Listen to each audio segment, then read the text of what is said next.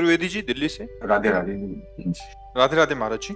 महाराज जी, परिवार में नकारात्मकता हो, घर में कलह हो रही हो, गृह युद्ध जैसी परिस्थिति बन रही हो, तो अध्यात्म के रास्ते पर कैसे आगे बढ़े? वैसे ये चीज तो घर घर में है, हो रही है। मतलब आप या किसी एक घर की ये बात नहीं कर रहे, आप ये सार्वभौम बात कर रहे हैं। क्योंकि जब तक शास्त्र का स्वाध्याय नहीं है और आचरण सद नहीं है, नाम जप नहीं है, दूसरों के प्रति श्रद्धा नहीं है, तो हर घर में कलह है। जवान बच्चे बूढ़े माता पिता को, बूढ़े माता पिता का जो आदर होना चाहिए अनादर हो रहा है। कुछ बच्चों की मनोभावनाओं को रौंदा जा रहा है माता पिता के द्वारा। पिता भी ऐसे हैं जो पोषण करने वाली वृत्तियों में शोषण कर रहे हैं। तो कई जगह घूम करके अगर बुद्धि को देखा जाए तो धर्म विरुद्ध आचरणों के कारण हर घर में कलह हो रही है। कोई बिरला ऐसा घर होगा जिसमें प्रियता हो, पति पत्नी में प्रियता, पिता पुत्र में प्रियता, भाई भाई में प्रियता। कलह की प्रधानता होने के कारण ये सब अशांति में बदल रहा है। क्यों कलह क्यों होता है? क्योंकि अपनी मान्यता के अनुसार अपने को सुख भोगना है। जहां हमको अपने सुख में बाधा पड़ेगी वहीं कलह हो जाएगा। तो हमें लगता है कि जहां कलह हो वहां अपने को शांत करना सीखे, उनको शांत करने का उपाय करेगा तो क्रोध बढ़ जाएगा और कलह और बढ़ जाएगी। अगर हम अपने को शांत करना सीख ले तो शायद हम कलह से बच जाएं। कलह को तो नहीं हटा सकते क्योंकि बुद्धि अशुद्ध हो रही है। देखो, कई बार हम प्रार्थना की है कि जो हमारे नवीन भाई बहन गंदे आचरणों में उतर रहे हैं, ये सदगृहस्थ नहीं बन पाएंगे। इसलिए नहीं बन पाएंगे कि हमारी जैसी वृत्ति होती है वैसे ही हमारी वृत्ति पुष्ट भी होती है। जैसे हम आज से शुरू किया 10 बार नाम जप करना, कल करेंगे 12 बार, 15 बार, 18 बार, और हम 2-4 महीने जपे तो अब बिना जप किए हमको अच्छा नहीं लगेगा, लगे ना।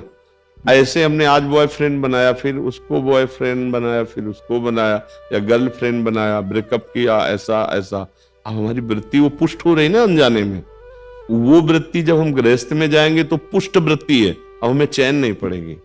क्या वो गृहस्थी कलह युक्त होगी या शांति युक्त? विचार करके देखिए, कलह युक्त होगी ना। हाँ, अब हमारी मांगे बढ़ गई, हमारी वासनाएं बढ़ गई, हमारी प्रियता एक जगह रही नहीं, तो कलह तो होगा ही, अशांति तो होगी। अब नए बच्चे हैं, अब उनको अर्थ चाहिए, पिता की इतनी सामर्थ्य नहीं है, फिर वो गलत मार्गों में उतर जाएंगे क्योंकि उनको नशा चाहिए, उनको व्यभिचार चाहिए, उनको ये दिखाना है कि हम तुमसे कम नहीं हैं, हम भी किसी। बस ये सब जो बाहरी मान्यताएं हैं, ये हर घर में कलह हो रही। हर घर में कोई वही बकाया है जो थोड़ा धर्म से चलता है, नाम जप करता है और संतों का सत्संग सुनता है, स्वाध्याय करता है, वही बच सकता है। नहीं, हम हर घर का मतलब यहां भी हर घर में कलह हो रही, यहां भी कलह हो रही। मन घसीट रहा है भोगों की तरफ, इधर उधर उधर, कितनी अशांति पैदा की हुई। जरा देखो, आप मान लो आप विवेकवान हैं, बुद्धिमान हैं, तो आप अंदर विचार करके देखिए, क्या शांत है? क्या इस घर में कलह नहीं हो रही? ये क्या कलह शून्य हो गया है? अगर कलह शून्य हो गया है तो आनंद में मगन हो जाना चाहिए। कलह शून्य का मतलब न सोचति न कांक्षति, समा सर्वेषु भूतेषु मद भक्तिम लभते पराम। न कोई अब सोच है, न कोई चाह रह गई, तृप्त हो गया है, आनंद मगन हो। ऐसा न इस घर में है और न बाहर है। जब तक धर्म से नहीं चला जाएगा, भगवदाश्रय, नाम जप और शरीर भी पवित्र आचरण वाला, शरीर का बड़ा प्रभाव पड़ता है। देखो, अगर हमारा शरीर अपवित्र रहेगा तो हमारी इंद्रियां और मन अपवित्र रहेंगे, इंद्रियां मन अपवित्र रहेंगे तो हमारे विचार गंदे रहेंगे, अपवित्र रहेंगे। अब जब विचार गंदे, मन गंदा, इंद्रिया गंदी, शरीर अपवित्र, तो शांति किसको मिलेगी? सुख किसको मिलेगा? फिर वो क्या, चिड़चिड़ा स्वभाव, कड़ुआ स्वभाव। कुछ ऐसे दृश्य जैसे संसार में देखे ना कि लगता है कि ये मनुष्य रूप में राक्षस है, ऐसा निर्णय होता है, क्योंकि राक्षसी बुद्धि बढ़ गई है। अरे जैसे बूढ़ी माँ है, उसको जवान बच्चा पीट रहा है, ये राक्षस नहीं। अरे जिसके चरण धो के पीना चाहिए, उस माँ ने गर्भ में धारण किया, उस माँ ने हमारी शौच फेंकी, हमको इतना सयाना किया, अब तो हमको उसकी सेवा करनी चाहिए, उसके थप्पड़ मारो। ये राक्षसी बुद्धि बढ़ गई। पिता ने जीवन भर कमा कर अपने बच्चों को 2 बच्चे 4 बच्चे पढ़ा लिखा के बड़ा किया, सब संपत्ति दे दी प्यार में, वो पिता के विपरीत हो गए। ये बहुत तरह की ऐसी मनोवृत्तियां हैं जो हमारे हृदय को जलाती हैं और बाहर। इसीलिए हम सबसे कहते हैं, प्रार्थना करते हैं कि अगर आप नाम जपना शुरू करें, अपने छोटे छोटे बच्चों को 1 माला ही सही, 5 मिनट ही सही राधा राधा नाम सुनाएं और उनको अच्छे आचरण की शिक्षा दें, तो आगे चलकर वो अच्छे गृहस्थ बन जाएंगे। अगर जिन बच्चों को शिक्षा नहीं दी जाती, वही बच्चे उद्दंडता में फंस जाते हैं। अच्छा, माता पिता में जब जीवन में भजन नहीं किया तो अब शास्त्रों का ज्ञान नहीं कि हम उससे सह सके, अब वो जलते हैं बेचारे, अशांत हो जाते हैं। बड़ी अव्यवस्था है जीवन में। तो जीवन को व्यवस्थित ढंग से चलने के लिए नाम जप और सत शास्त्रों का स्वाध्याय या सत्संग जरूरी है। जिसके जीवन में सत्संग आ गया, कई ऐसे नौजवान भाई आते हैं कि हमने सब व्यसन छोड़ दिए, हमसे पहले गलती हो गई थी, अब हम माता पिता को अपने पास रखते हैं, अब उनकी सेवा कर, तो हृदय ठंडा हो जाता है। हाँ, हमारा जीवन सार्थक हुआ कि 4 लोग बदल तो रहे, 4 अपने स्वभाव को तो ठीक कर रहे हैं। अगर हम सत्संग सुने, नाम जप करें और ये बात बैठा लें कि कहीं मंदिर में भगवान की पूजा ही सर्वश्रेष्ठ नहीं है, इन हृदयों में भी भगवान विराजमान, इनकी भी पूजा आवश्यक है। सबके हृदय मंदिर में गोविंद विराजमान, चाहे माँ हो, बहन हो, पत्नी हो, पुत्र हो, परिवार, वही है प्रभु। अगर वो चले जाएं तो उन शरीरों को हम प्यार नहीं करेंगे। अगर इस भावना से, तो फिर हमें लगता है कहीं कलह नहीं रह जाएगी, पर बड़ा मुश्किल है अब, क्योंकि बहुत गंदे आचरण बढ़ गए, बहुत गंदा नशा बढ़ गया है, बहुत बढ़ गया है। मतलब एक बार मन घबरा जाता है कि अभी ये हालत है तो आगे क्या होगी। छोटे छोटे बच्चे, लाख प्रार्थना करो, वो नशा करने लगे। जब नशा करते तो उनकी बुद्धि ठीक निर्णय नहीं कर पाएगी। जैसे हमने प्रार्थना की थी अभी नया वर्ष का, ये जो अंग्रेजी के दिनों में नया वर्ष मनाया जाता, अपना तो चैत्र में होता है, तो अंग्रेजी दिनों में अब नए नए बच्चे उद्दंडता कर रहे, शराब पे रोडों में टहल रहे, ये कोई उत्सव है? हमने कहा तो भाई उत्सव का मतलब है 10-20 लोग बैठो और नाम कीर्तन करो और सुंदर सुंदर पकवान बनाओ, भोग लगाओ और अपने पाओ, 4 लोगों को पाओ, कोई भी उत्सव करो। हम कह रहे किसी भी बहाने से उत्सव करो, नाम जप करो, ठाकुर सेवा विराजमान है, भोग लगाओ, सबको पवाओ, तो तुम्हारा बुद्धि शुद्ध होगी, तुम्हारा जीवन शुद्ध। ये क्या है? राक्षसी पिए शराब, रोडों में आतंक मचाए घूम रहे, इधर उधर उद्दंडता। तो आज हमारी थोड़ा समाज जो है वो गलत दिशा को जा रही है, गलत दिशा। ये हम बाहरी लोगों का अनुकरण करने वाले भारतीय नहीं होते, हमारा अनुकरण करने वाले बाहरी लोग होते हैं। देश विदेश में हर जगह हमारे देश के ऋषि मुनियों का महत्व रहा है, यहाँ की उपासना का महत्व रहा है। हमें ऐसा लगता है कि स्वर्ग और नरक से बढ़कर कहीं कोई और बात नहीं है। अगर मोक्ष है, परम पद है, कैवल्य पद है, तो भारत के ही ब्रह्म ऋषियों के द्वारा शोध की हुई बात है, नहीं तो नरक और स्वर्ग से बढ़कर कोई बात नहीं।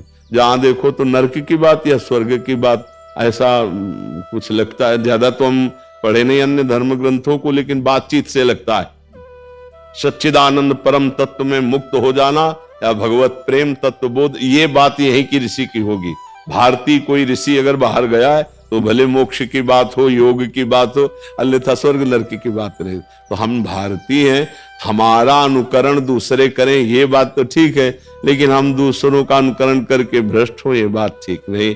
जिनके घरों में ये सब होता है, मांस खाना, मदिरा पीना और ये, तो फिर वो घरों में विघ्न ही विघ्न रहेगा, पक्का समझो।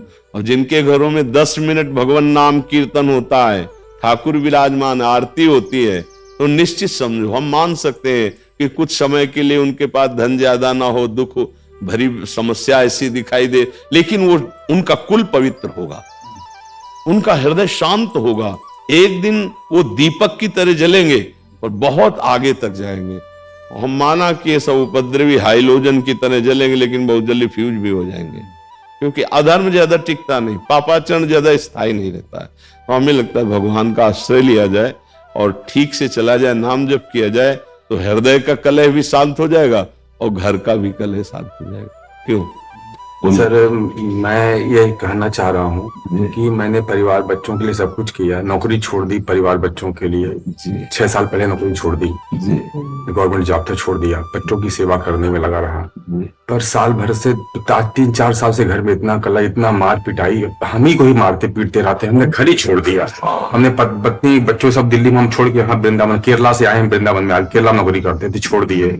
और हम अब और कहीं प्रभु के सामने और कहीं मुझे जाना भी नहीं, इतना मार पीटे, गला तक दबाया मेरा, इतनी बार दबाया गला, सब कुछ दे दिया उनको। ये केवल आपका विषय नहीं है, ये लाखों पिता का विषय है, लाखों लोगों का विषय है।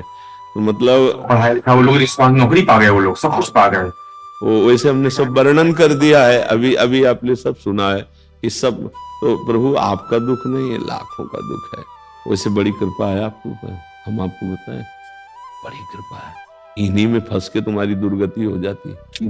मैं यही सोच के मैं चला आया। हाँ नहीं, हम जो बता रहे हैं आपके लिए पॉजिटिव, पुत्र में, पत्नी में, परिवार में, घर में, संपत्ति में, इसी में फंस करके जीव भगवान को भूल जाता है। तुम्हारे ऊपर बड़ी कृपा हुई। जिनको छोड़ना चाहिए था उन्होंने तुम्हें ठुकरा दिया। अब अगर राधा राधा जप पाओ और भगवान के आश्रित हो जाओ तो तुम्हारा जीवन सफल हो जाए। मुझे नंगा छोड़ के चले आए वहां पे लोग तिरुपति में। नहीं, आपको रोना नहीं, चप्पल भी थे, पैसे भी नहीं थे। नहीं, आपको रोना नहीं है, आपको हंसना है, संसार का दृश्य देख के हंसना है। ये देखो, इनको मैंने पुत्र माना, इनके लिए जीवन अर्पित किया। इसीलिए हम जब कहते हैं ना कभी कभी, कोई किसी का नहीं है, देखो एक पिता है, इसने क्या क्या नहीं अपने संतान के लिए की होगी। और सरकारी किस डिपार्टमेंट में, CISF में पुलिस में इंस्पेक्टर थे। हाँ, तो आप विचार करो, आपने सब कुछ किया, इसके बाद परिणाम ये आया है, तो आपको अब चिंता नहीं करनी। एक डिपार्टमेंट है हरि शरणम, हरि शरणम, वो बहुत प्यार करते हैं, वो बहुत प्यार करते हैं। आप दुखी मत होइए, रोना मिट जाएगा यदि हरि को आपने से। हमें तो लगता बड़ी कृपा हो गई, सही बताए, बड़ी जहां से छूटना कठिन था उन लोगों ने ठुकरा दिया। पर मन की बुरी दशा ये है कि अगर इनसे हृदय से पूछा जाए कि आप क्या चाहोगे, तो ये कहेंगे यही आशीर्वाद दे दो कि बच्चे मुझे प्यार करने लगे, मुझे संसार प्यार कर ले।